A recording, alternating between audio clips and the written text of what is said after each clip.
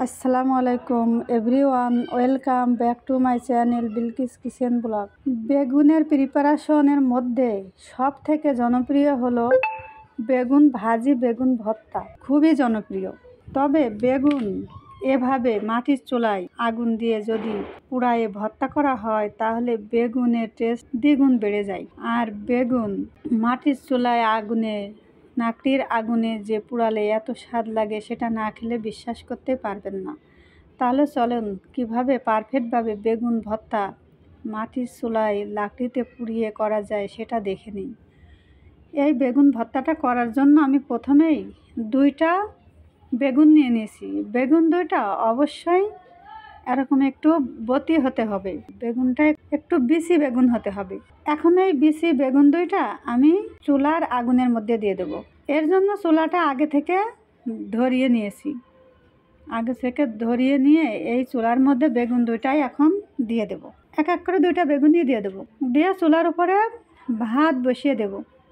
দিয়ে এই বেগুনটা 10 মিনিট আমি এভাবে চুলায় নাকড়ি দিয়ে কুক করে নেব। 10 মিনিট পর বেগুনটা, এই যে দেখেন, বেগুনটা এখন উঠাই নেব। এই যে দেখতে পাচ্ছেন বেগুনটা কিন্তু কালো হয়ে গেছে। এখন এই বেগুনের খোসাটা এভাবে হাত দিয়ে ছড়িয়ে নেব। এই যেভাবে ভালো করে বেগুনের খোসাটা ছড়িয়ে নেব। এই যে দেখেন একটা বেগুনের খোসা ছড়ানো হয়ে গেছে। এখন আর একটা বেগুনের খোসাও একইভাবে ছড়িয়ে নেব। বেগুনের খোসা ভালোভাবে এভাবে ছড়িয়ে নেব। 2টা বেগুনের খোসা ছড়ানো হয়ে গেছে। এখন এক পাশে রেখে দেব। এখন আবারও চুলায় চলে যাব। চুলায় একটা কড়াই বসিয়ে দিয়েছি আর অল্প একটু তেল দিয়ে দেবো। তেল দিয়ে মরিচটা এভাবে ভালো করে ভেজে নেব। এভাবে 2-1 মিনিট এভাবে মরিচটা ভেজে নেব। মরিচ ভাজা হয়ে গেছে, উঠাই নেব। একই তেলের মধ্যে আমি একটা পেঁয়াজ ও কয়েক পিস রসুন ভেজে নেব। এটা কিন্তু খুব বেশি ভেজে নেব না, একবারে ব্রাউন কালার করে ভেজে নেব না। এটা পেঁয়াজ আর রসুনের কাঁচা গন্ধটা না যাওয়া পর্যন্ত ভেজে নেব। এখন পেঁয়াজ রসুন ভাজা হয়ে গেছে, নামাই নেব। এরপর চলে আসবো ভর্তা করতে। আগে থেকে আমি যে বেগুন 2টা খোসা ছাড়িয়ে রেখেছি সেই বেগুনের ভিতরে এই পেঁয়াজ রসুন ভাজাটা দিয়ে দেব আর মরিচ ভাজাটাও দিয়ে দেব। দিয়ে এখন মরিচ আর পেঁয়াজ রসুন হাত দিয়ে এভাবে ভালো করে মেখে নেব। আর দেব স্বাদ অনুযায়ী লবণ। এরপর দেব অল্প একটু সরিষার তেল। দিয়ে পেঁয়াজ রসুন মরিচ তেল সব একসাথে বেগুনের সাথে এভাবে ভালো করে মেখে নেব। এখন আমার ভর্তা বানানো হয়ে গেছে।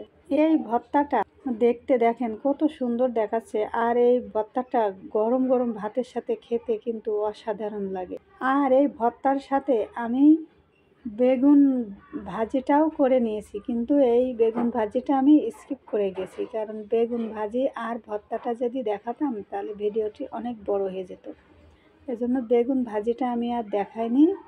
গ্রামের মানুষ কিভাবে মাটির চুলায় লাকড়ির খড়িতে বেগুন ভর্তা করে সেটাই আপনাদের মাঝে শেয়ার করেছি। আর এই বেগুন ভর্তাটা খেতে যে কত ভালো লাগে সেটা না খেলে হয়তো বোঝা যাবে না। যারা খেয়েছেন তারা অবশ্যই বুঝতে পারছেন যে এই বেগুন ভর্তাটা খেতে কত সুন্দর লাগে। তো আশা করি আমার এই বেগুন ভর্তা রেসিপিটি আপনাদের খুব ভালো লেগেছে। আর যদি ভালো লাগে তাহলে লাইক কমেন্ট দিয়ে আমার চ্যানেলের পাশেই থেকে যেতে পারেন। আজকের মতো এখানে শেষ করছি। আল্লাহ হাফেজ।